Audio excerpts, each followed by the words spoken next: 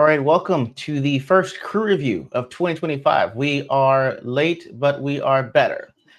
Introductions are always in order. I'm the dumb whose door is always open. Gandalf got the gray of the white because I'm all black. Jordan LaForge, Captain of this Enterprise, the Swag King with a crown. Shout out to Sunday Swagger, the long lost homie of Zach Morris and AC Slater since y'all got jokes. Sweet Chocolate Jesus, as proclaimed by Roman of the Empire himself, and the man running up the chimney because he wants all the smoke. I'm Left Eye Ego. All right, never gets old. Never gets old. I'm joined by the man with the plan, the Accipiter. Good sir, how are you doing? Good to All be right. here. It's been a while. All right. Yes, sir. I knew a year in advance when this movie was announced that I was going to have you on to have to discuss this. Had to happen. And you guys know him as the Stuntman, but I know him as the man likes to party. It's Stuntman. Sir, how are you doing? Doing well, sir. Doing well. Glad to be back. Good to see both of you guys. Happy to Yes, see you guys. sir. Yes, Yeah. sir. Guys, so we are going to be doing our more or less full movie review of Superman, as this will be going up approximately 1 week after Superman has been in theaters. There will be spoilers. We don't hold anything back, not even in our criticisms, not even when we get praise. So with that, we're going to get into this. We're going to be giving this movie the E.G.O statistics from 1 to 5 for the casting, plot, pacing, and the MVP that deserves a guaranteed 5 E.G.Os. So with that, we're going to get into it. So first things first, gentlemen, I have to ask this. You know, we saw the announcement that James Gunn was going to be running DCU. We saw his plan for Gods and Monsters. We saw the casting. We saw the previews. We saw the still photos. We saw the criticisms of the still photos. And I say with all of that, what were your thoughts going in to see Superman? My thoughts were kind of low, actually, low expectations. I was a big Man of Steel fan. I did like Zack Snyder's take on it. I know, I just like the visuals and everything on that. But like when you think back to it, it wasn't quite what Superman was supposed to be, at least to me. I think that's the biggest thing though with Superman as a character. He's has such a rich history. He's been around so long. Everyone has that certain thing they're looking for in Superman. So I feel like whatever you're going to do, you're going to get criticism no matter what. But for me, with the criticism of Gunn, I was kind of worried it's going to turn into a Marvel movie where it's just like everything's landing on bad jokes and we're just going to throw shit together and it's going to be all haphazard, not real plot driven, just to spill out some movies just to get it over and done with. And then for me, I do like the no underwear. When I saw the underwear coming, I was like, oh, this is going to be camp. This is going to be corny. I'm not liking this at all. But with that said, with all that being said, it turned out to be amazing. Okay. He knocked it out of the park for me. He got Superman to a T, I think. Okay. And again, we had to bring on the Accipiter because he is our resident Superman fan. He'll forget more than we'll ever know when it comes to Superman. So with that, following up, Stuntman, what were your thoughts heading in? I was going in with an open mind, and I liked James Gunn. I loved all his Guardians of the Galaxy movies.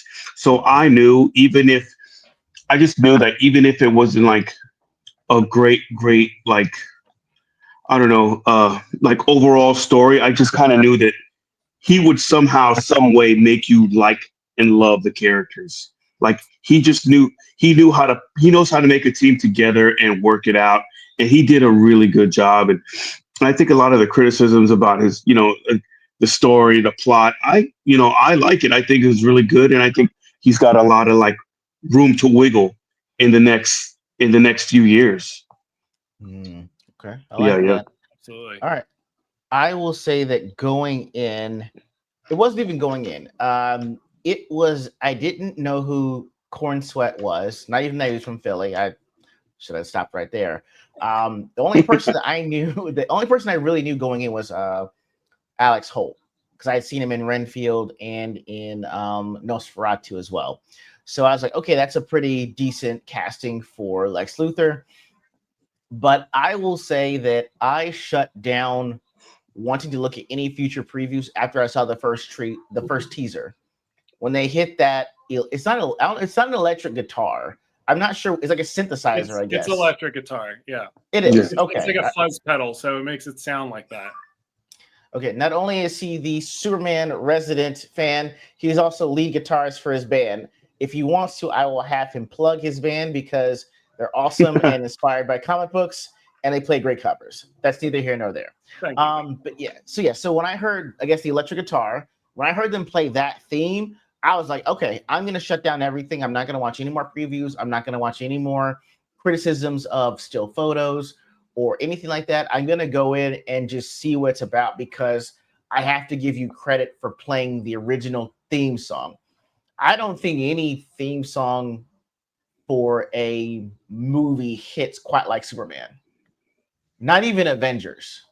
Yeah. Avengers is like, oh yeah, I remember, but you hear that dun, dun, dun, dun, you're like, oh shit, it's Superman. So first ego statistic we're going to be doing is casting from 1 ego, which is absolute trash, to 5 egos, absolute cinema. So we're going to do something different. We're actually going to be showing the cast on the screen here. And what we're going to do is we're going to choose 3 characters that were cast and give them a collective rating for egos on here. Great. So you know what? Accipiter, since you are the resident Superman fan, who are your 3 on here that stood out to you the most and give them a collective ego statistic? So, come on, I'm going to say Devin Sweat. This is your 3. These are your 3 to shine. Rachel Brosnan as Lois Lane was excellent, and actually Nathan Fillion was excellent. I was kind of worried with him being Guy Gardner. I thought he would have been a better Hal Jordan, but I mean, he had that wig on, he had the attitude. He was awesome. Those 3, and then the chemistry between David and Rachel. They were just like a chef's kiss. They were Superman and Lois to me. They weren't trying to be this whole woke stuff, the girl boss Lois Lane. She was Lois Lane from the comics. She was, neutral in her journalism. She was very supportive on Superman and Clark being Superman. So that's the 5 right there. Those what is your okay? You give him 5. You giving 5? Yes, 5. Absolutely. Okay. Yes. 5. He said, guys, the casting according to Accipiter, absolute cinema. Stuntman, sir, who are your 3? So I don't know the names of the actors, but I'll just call them by their roles they play. But Mr. Terrific was amazing, dude. Edie right there. Yeah, he killed that role. It was awesome. I mean, he made me so interested in who he is. Like, I hope they do a spin-off movie in the next 2 to 3 years with him. So the rumor is that he might be getting his own TV show. Oh. Wow. So, interesting enough. I'm sorry, I mean to cut you off. He deserves it. Yeah. Yeah. And obviously Superman, I thought for me was he did a great job. He puts you in that, like, the feels of motion. Like, you actually feel like he really does, like, care about, Metropolis and, like, his people, and I mean just everyone. I mean, it was awesome. Like, he really made you feel like, man, this guy really could save us. Like, he gives you that feeling like, man, don't worry, he's got it. And I think that's exactly what I think when I watch, like, the Snyder versions of Superman. Like, you don't get that. You get more of that. He's like, you get it like he's on a mission and he wants to just accomplish the mission. It's never more like he's not looking out for the little guy, or like how in the movie where he actually cared about the guy that was selling food on the street or saved a squirrel in the movie. Like, dude, it was awesome. Yeah. That's true. Okay. So collectively, how many egos you giving it? And the other characters are his parents. I think his parents. I mean, I actually thought, like, dude, those were his parents. They looked like they really cared and loved Superman. It was awesome. I give him. Okay, so I'll give it 4.5 egos, just because I think I really want more of Mr. Terrific. No, okay. All right. I like this. He said we need He more was Cavill, awesome. we need more Mr. Terrific. Yeah. He's pretty dope. Pretty For me, because it's been done several times and it can be hard to get this relationship between these 3 characters, and that being Superman, Lois Lane, and Lex Luthor. It's a very complex relationship to do. You have to be Superman, who's this supposedly all-powerful being. You've got Lois Lane, who's supposed to be a headstrong reporter. You've got Lex Luthor, who is headstrong on obtaining power, putting down whoever he can, and his sights are set on Superman. That doesn't always come across when you're trying to do a complex triangle relationship of sorts. And I honestly thought that David Cornsweet, Rachel Brosnahan, and Nicholas Hoult did a phenomenal job. Even though I had Nicholas Hoult as the best casting for this, he was the one that was going to be enigmatic when it came to how he portrayed Lex Luthor. And I will tell you, out of the gate, within the first 5 minutes, did you not get the feeling that he almost was trying to do the soul incarnate version of Lex Luthor from Superman the Animated Series? I don't think I got that. I would say in the way he was moving with the Joint Chiefs of Staff with Frank Grillo's character. Yeah, that was good. That was good. Yeah. I mean that. And so to show you that, okay, he's going to be very smart about how he's doing this, but also very coordinated in his campaign against Superman. I have to give props to Rachel Brosnahan for her portrayal of Lois, especially the scene where he actually has Superman so cocky that he wants to give an impromptu interview in the apartment. Yep. Every married man knows he made a mistake. The minute she said, "So you think you can do an interview right now?" Every married man is waving him off. Don't do it. This is not a good idea. And the fact that she asked pointed and direct questions, but they weren't questions that she was doing on purpose, but they were questions that were actually supposed to hint at a larger point that you need to think before you do all these things. Right. And the fact that David Cornsweet's version of Clark Kent was vulnerable in his answers. Mm-hmm. You got, within the first 20 minutes, you got what he actually believes in and why he did it. You can't just say, I did it because I want to save people, but for a person like that, it makes sense. Especially when they tell you he's only been doing this for 3 years, Superman. So I thought it was phenomenal. I have it as a solid 4 egos on there. It was actually a really great touch. So as far as the plot, guys, from 1 to 5 egos, actually, you know what? Let's do this. Let's look up the plot together the way they have it set up. All right. So I will have the summary's kind of up here. It's kind of small, but it's because the rest of the movie that we're going to discuss is at the bottom of this. But I'll read you the summary, which I can guess is the plot. Yeah. Superman must reconcile his alien Kryptonian heritage with his human upbringing as reporter Clark Kent. As the embodiment of truth, justice, and the human way, he soon finds himself in a world that views these as old-fashioned. So, first things first, do you agree with the that summary or that plot? And number 2, what do you give the actual plot? Accipiter, good sir, you up first. It's pretty accurate, I'd say. I don't know how much am I allowed to give some stuff away? Dude, give the whole thing away. We're doing spoilers. Okay, yeah. I mean, the first part, reconciling his Kryptonian heritage, is the fact that it turns out that Jor-El and Lara are. There's a whole message in the movie where it gets cut off. Superman lives by this message. But then it turns out later in the movie that it actually turns into something a little more sinister, where it's like, well, we want you to rule over these people and become, the sole ruler of this world. I didn't like that take. I don't know if it's going to be permanent or not. I don't like that take. It's just it harkens back to Smallville when they made Jor-El a bad guy, like he was just awful. It's the bad dad. We'll discuss if you want to talk more about that controversy part. We will. We're gonna leave a controversy part open for however you want to discuss it. I know, but just in terms of what do you deem as you said that was pretty close to the actual plot of the movie, correct? Yeah, I'd say so. All right. I'd say so. What do you? The plot in general, I would give it a 4. Okay, that's not bad. Okay. Stuntman, do you agree with the summary that they gave for the plot, and what do you give the actual plot? So I think the summary was just trying to just give a little bit of the story without actually giving away the whole enchilada, you know what I mean?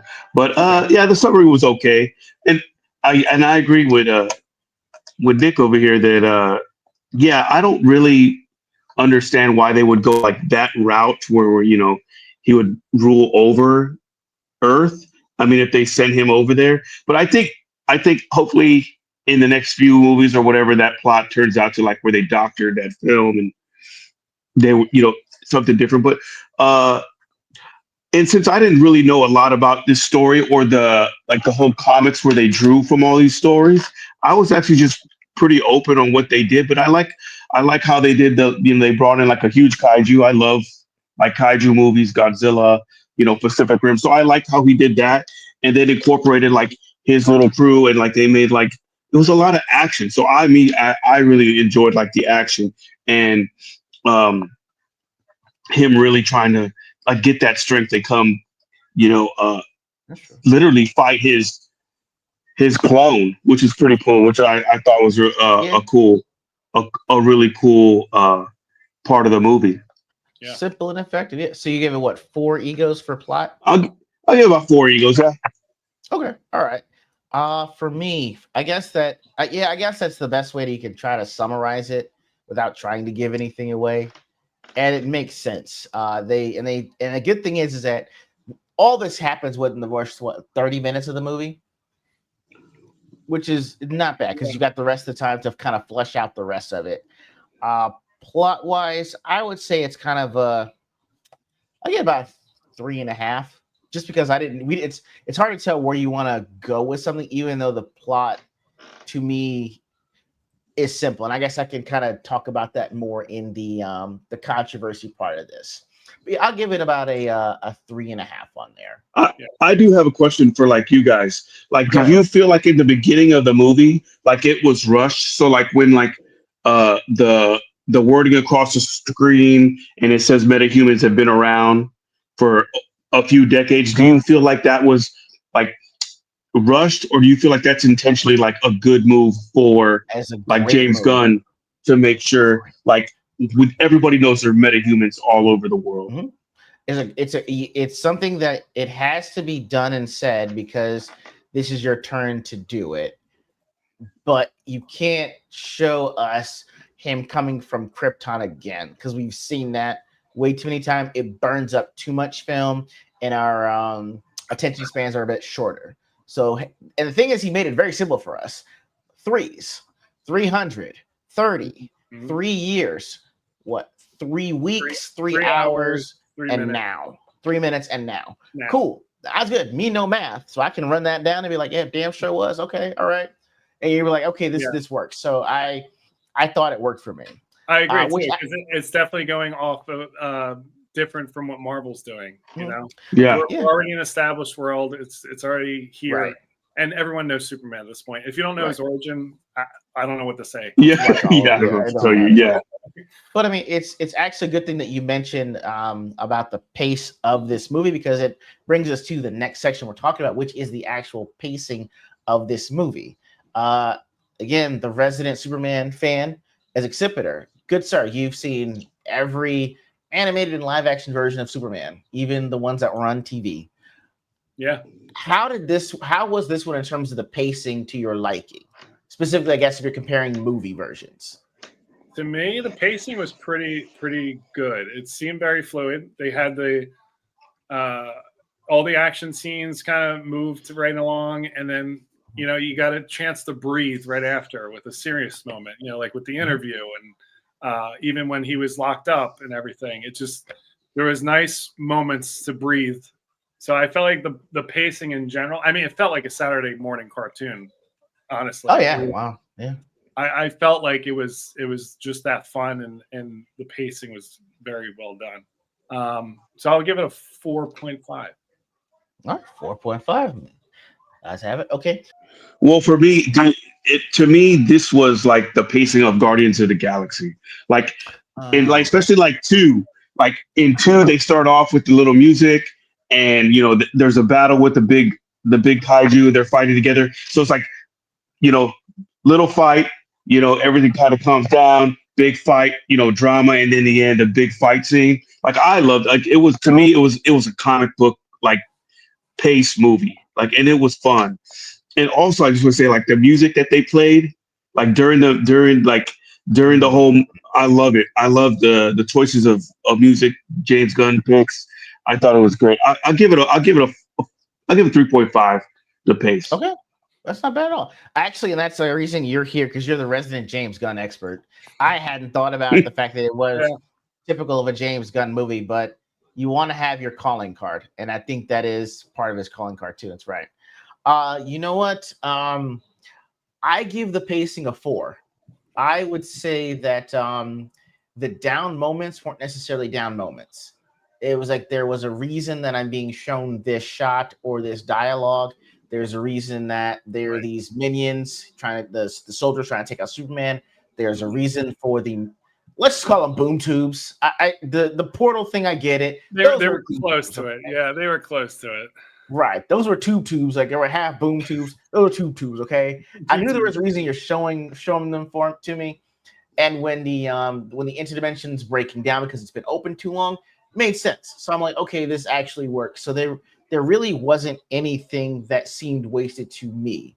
So for that, I give it a solid 4 on the pacing, because otherwise, anything below a 4 for me is like I'm either gonna check out, check my phone, or just be like, well, I mean, we're doing this, like get to the action. But the dialogue for James Gunn is the action too, where you don't want to miss that. I mean, and Stuntman knows I had the closed captioning device. That thing was like, I had it in line with the screen because I'm not missing anything. Like my one eye was working overtime.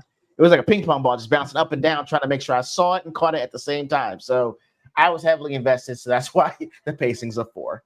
All right, now I'm gonna break up what we usually do here, guys, because we are going to talk some of the controversies with this movie, whether positive or negative. This movie had a whole year to sit on a lot of criticism, and even on its opening weekend, the criticism didn't stop, again, whether positive or negative. So, I mean, we've had criticisms on the way that David Cornsworth's eyes were in the still photos. There was controversy on the pacing. There was controversy just on saying whether or not this movie was good or not. Controversy on if it was better than Men of Steel. So many controversies. So, guys, I'm going to just say, I'm opening up to you. Give me one controversy that you want to address and why you think the people talking about it were right or wrong. Accipiter, you've had a year to stew on this, brother. Go ahead and pop off, man. Yeah, pop off. I mean, I think the one thing that was annoying me was the whole calling it a woke movie, like because of one comment that blew up, and it's like it was about an immigrant story or whatever, and it had nothing to do with that. Like I don't get that. They and who is it, Variety or whoever did it? They're the ones who blew it up. I think, yeah. Yeah, they blew it up, and they must have done it on purpose to get a reaction from the right. Absolutely. Like, and it worked, because then you had people talking about, I'm not going to see the woke diaper man. Like, that's what they were saying. That's what they were saying. The woke diaper man. That's hilarious. I hadn't heard that. That's funny. I did not. Yeah, like, diaper man, shut up, man. He has trunks, all right? I would say that just I mean to cut you off on that controversy. Go ahead. You guys know Justin Ice. Me and him talk about these things, and the way we were describing is the fight was whether or not it wasn't whether or not it was the immigrant story. It was immigrant versus assimilated immigrant, right? Right, exactly. And basically, Justin Ice told me this, and he's basically saying it's the story about the guy that. It's the white guy that knows really good English and knows about the culture, but he's not from there. Yeah. And I'm like, okay, this is the diary of Elon Musk. And I'm just happy he learned English, because I'd be real pissed if he still spoke, I'm like, the nerve of this freaking woke diaper boy. Yeah. So for me, I just think I think that, again, Ryan did it intentionally to get a rise out of it by putting the immigrant part in there. I mean, you can only repost what someone says in an interview after you ask them, and they say go with what's best. And so I understand why I did it, but whether or not you intentionally did it to harm or hurt the movie is debatable. So I understand the controversy on that one. And just leading on to that, the diaper man statement, because that was a controversy of him having his trunks on the outside again. I mean, yeah, I wasn't a fan at first, but there was an interview I saw of David Cornsweet talking about it. He was the one who actually convinced Gunn to keep the trunks, because he's like, we this guy can do anything. He scares people. So what's something that wouldn't scare them? Trunks. He looks funny. He kind of looks goofy. It's a guy who's approachable. Okay. And I was like, what? I absolutely agree. And he really, besides his attitude and his acting, his looks and everything, he is very approachable. I would approach him. Okay. So, all right. I see that. Okay. There's like this guy's got balls. He wears his underpants on the outside. I need to get. I gotta get to know this guy.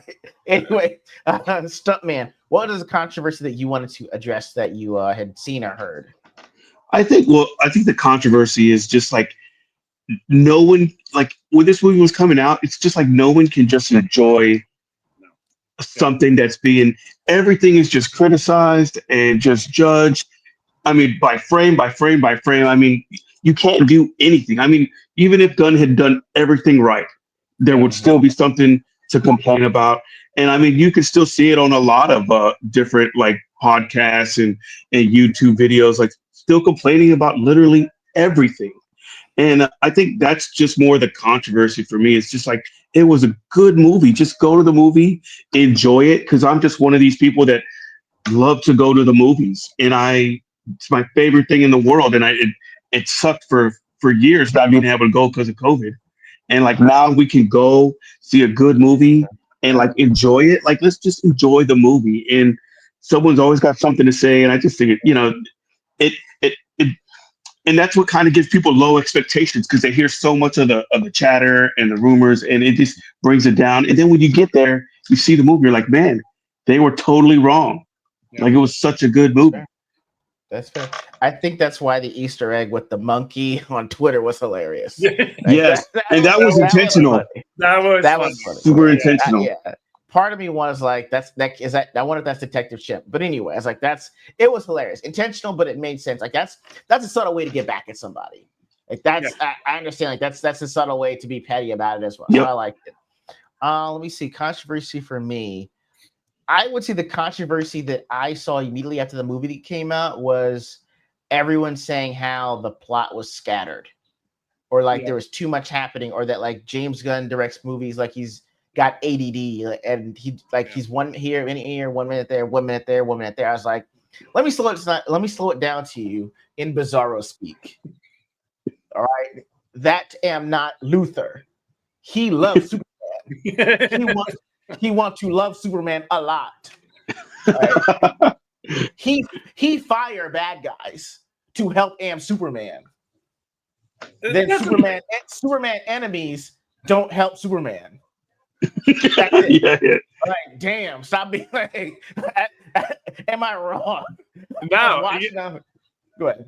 No, you're right. Because I mean, it's like, again, it was like it was like watching a Saturday morning cartoon. Like, didn't you grow up watching these? Like, it was the same kind of idea. It was just live action. I don't understand why all the hate. Oh, I mean, we understand some of the hates because of the Snyder fans. I mean, I was a Snyder fan, but like after what they just did with all this and like how much they were trying to bring it down, it's like, guys, come on. Why can't we like both? Why? Why does it always have to be this or that? This or that? And everything in every aspect of our life. Yep. I like things what they are.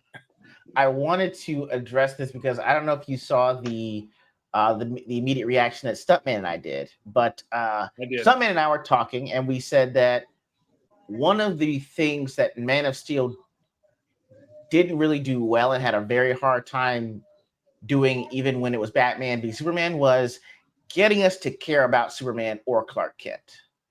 Like, there was no emotional anchor to his character, you know. And I feel that any woman that went through enough trouble to find out that Henry Cavill's Clark Kent was Superman, he would have fallen in love with anyway. So nothing was made special about that version of Lois Lane for us to care about her or him. It just was like, these are things happening to a guy that, you know, has a lot of power.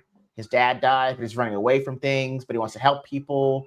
But he also, there's a spaceship in Antarctica. Like, it's a bunch of things that were happening to him that he was reacting to, and we're watching him just react. There's no investment.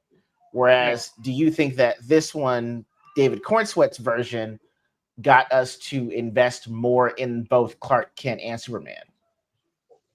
Absolutely. Yeah. I mean, Okay. like Henry Cavill was so like he was great. He had looked the part, but he was so stoic for Superman. Like there was, and if I read a line or something, his lines were only like 100 lines throughout a whole movie. Like that's really? not a Wow. lot. That's That is not not a a lot lot. at all. Like I rewatched it like years ago, but when I saw it again, I'm like, he barely talks. I don't understand. And like those nuances I've always wanted to see in his version was like when he was doing those fights in Smallville and Metropolis, he literally didn't check up on anyone. Like, yeah, he saved one army guy from the helicopter that exploded.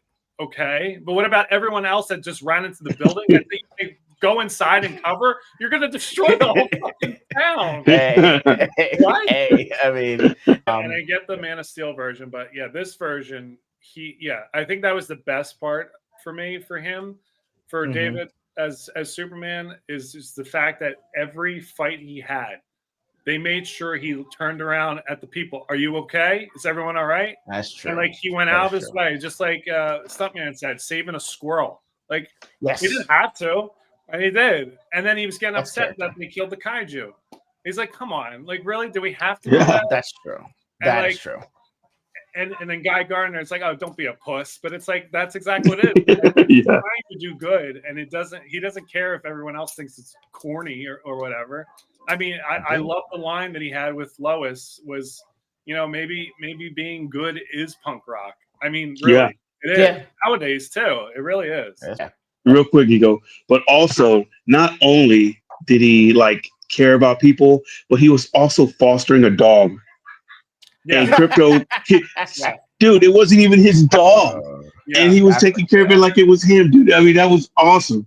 And like, I think me as a dog person, anyone who loves animals, I mean, it just gets you like right there when he jumps on him, and I think that steals hearts, That's fair. I didn't consider that. Yeah, that's and I'm sorry, just to go along with that, because I wanted to address. I saw some of Critical Drinkers reviewing it, and then him talking about him wanting to be arrested because he wanted to, I guess, get his dog, save the dog, make himself look better or whatever. But it's like, no, that's not what he did. He even said it. He said, "I'm going to see if Crypto's okay." Like he literally was willing to get arrested so he could save his dog.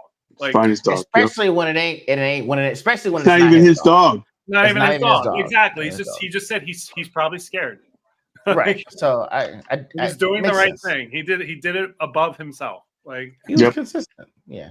All right. So guys, it is time to get to our MVP of the movie. It can either be an actor's portrayal of the character or the character itself being in this movie, but this character deserves a guaranteed 5 egos. He or she is your MVP of the movie.